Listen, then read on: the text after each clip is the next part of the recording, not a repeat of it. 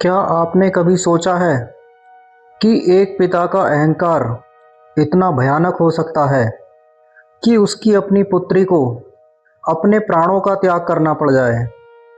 क्या सचमुच प्रजापति दक्ष ने देवों के देव महादेव का सबके सामने अपमान किया था? और जब माता सती ने अपने आराध्य भगवान शिव का अपमान अपनी आंखों से देखा, तब उन्होंने ऐसा कौन सा निर्णय लिया जिसने तीनों लोकों को हिला दिया? आखिर क्यों माता सती ने यज्ञ की प्रचंड अग्नि में स्वयं देह त्याग दिया? और उनके इस निर्णय के बाद महादेव ने ऐसा क्या किया जिससे पूरा ब्रह्मांड कांप उठा? आइए जानते हैं शिव पुराण में वर्णित यह अत्यंत मार्मिक और रोंगटे खड़े कर देने वाली कथा। सती ने अत्यंत विनम्र स्वर में भगवान शिव से कहा, प्राणनाथ, मेरे पिता प्रजापति दक्ष के यहाँ विशाल यज्ञ हो रहा है। यद्यपि हमें निमंत्रण नहीं मिला, फिर भी मैं अपनी माता, बहनों और संबंधियों से मिलना चाहती हूँ। कृपया मुझे वहाँ जाने की अनुमति दें। भगवान महादेव कुछ क्षण मौन रहे, फिर गंभीर स्वर में बोले, देवी, जहाँ सम्मान न हो वहाँ जाना उचित नहीं। बिना बुलाए किसी के घर जाने वाला व्यक्ति अपमान का भागी बनता है। वहाँ इंद्र जैसा देवता भी छोटा पड़ जाता है। मुझे आशंका है कि दक्ष का मन आज भी हमारे प्रति द्वेष से भरा हुआ है, लेकिन सती का हृदय पुत्री धर्म निभाना चाहता था। उन्होंने दृढ़ स्वर में कहा, स्वामी, यदि मेरे पिता के मन में आपके प्रति दुर्भाव है तो आज मैं स्वयं उसे अपनी आंखों से देखना चाहती हूँ।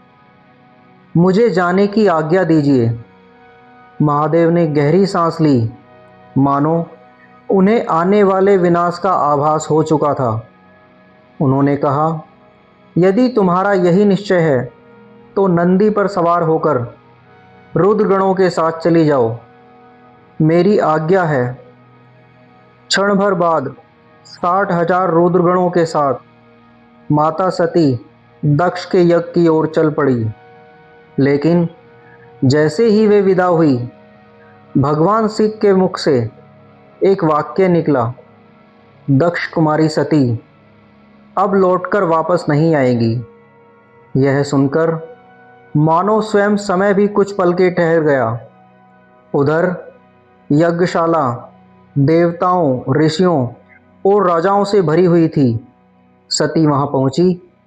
माता ने उन्हें देखा, बहनों ने देखा, संबंधियों ने देखा, लेकिन जिस पिता के स्नेह की आशा लेकर वे आई थी, उसकी आंखों में केवल अहंकार था।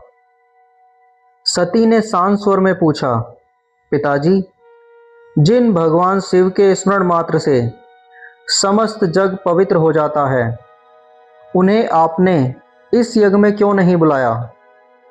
फिर उन्होंने वहां बैठे महर्षि भृगु, कश्यप, अत्रि, वशिष्ठ, कण्व, देवराज इंद्र, भगवान विष्णु और स्वयं ब्रह्मा जी की ओर देखकर कहा, क्या आप सब महादेव की महिमा से अपरिचित हैं?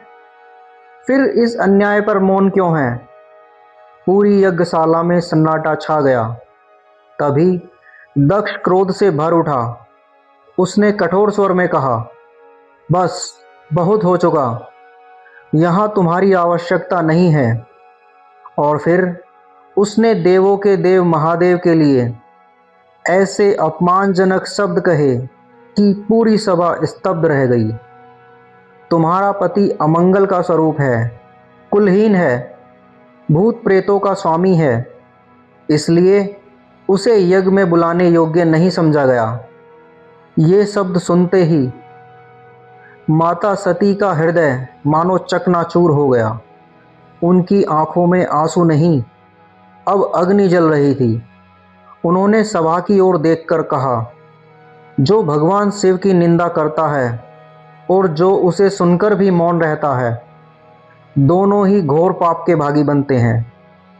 फिर उन्होंने दृढ़ संकल्प किया, जिस शरीर ने ऐसे पिता के घर जन्म लिया जो मेरे आराध्य का अपमान सह रहा है, उस शरीर को धारण रखना भी अधर्म है।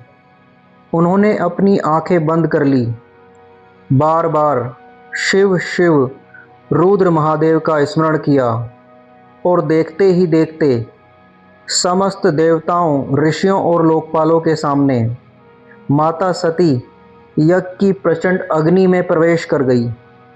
अगले ही क्षण पूरा यज्ञ मंडप हाहाकार से गूंज उठा।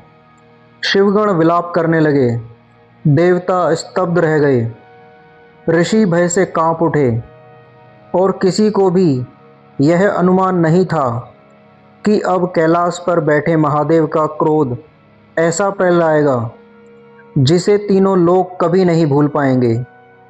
लेकिन आगे जो हुआ उसने दक्ष के अहंकार, यज्ञ और पूरे ब्रह्मांड की दिशा ही बदल दी।